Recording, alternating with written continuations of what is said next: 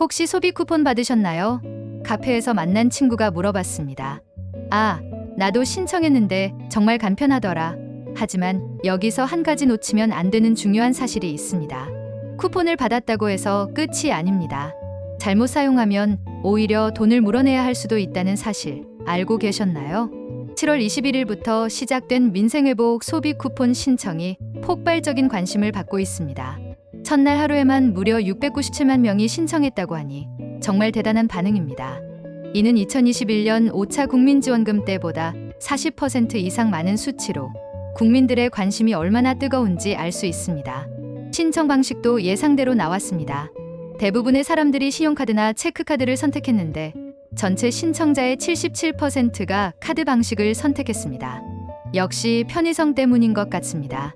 스마트폰으로 간편하게 결제할 수 있고 별도로 챙겨 다닐 필요가 없으니까요. 하지만 여기서 조심해야 할 점이 있습니다. 소비 쿠폰 관련 보이스피싱이 급증하고 있다는 점입니다. 소비 쿠폰 신청하세요라는 문자나 카카오톡이 오면서 링크를 클릭하라고 하는 경우가 많은데 절대 클릭하면 안 됩니다. 정부나 카드사에서 보내는 공식 문자에는 절대 인터넷 주소 링크가 들어가지 않습니다. 이건 원칙입니다. 실제로 50대 김 씨는 소비 쿠폰 신청하세요라는 문자를 받고 링크를 클릭했다가 개인정보를 도난당했습니다. 가짜 신청 사이트에서 주민등록번호와 계좌번호를 입력했는데 나중에 계좌에서 돈이 빠져나간 것을 발견했습니다. 요즘은 AI 기술로 가족 목소리를 흉내내는 전화까지 있으니 더욱 주의해야 합니다. 안전하게 신청하려면 반드시 정부 공식 홈페이지나 각 카드사 앱, 지역 상품권 홈페이지 등 신뢰할 수 있는 곳에서만 신청해야 합니다. 출처가 불분명한 메시지나 전화는 무조건 피하고 의심스러우면 해당 기관에 직접 전화해서 확인하는 것이 가장 안전합니다. 이제 더 중요한 이야기를 해보겠습니다. 소비 쿠폰을 받았다고 해서 마음대로 쓸 수 있는 건 아닙니다.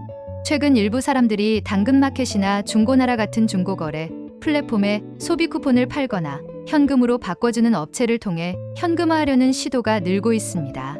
하지만 이런 행위는 명백한 불법입니다. 정부는 이런 부정 사용에 대해 강력하게 대응하겠다고 발표했습니다. 적발되면 받았던 쿠폰 금액을 전액 반납해야 할 뿐만 아니라 최대 5배까지 벌금을 내야 합니다. 더 심각한 경우에는 3년 이하 징역이나 2천만 원 이하 벌금까지 부과될 수 있습니다. 실제로 정부는 각 중고거래 앱에서 민생 소비 쿠폰, 민생 지원금 같은 검색어로 올라온 거래글을 실시간으로 차단하고 삭제하고 있습니다. 각 지자체마다 신고센터도 운영하고 있어서 신고가 들어오면 바로 조사에 들어갑니다.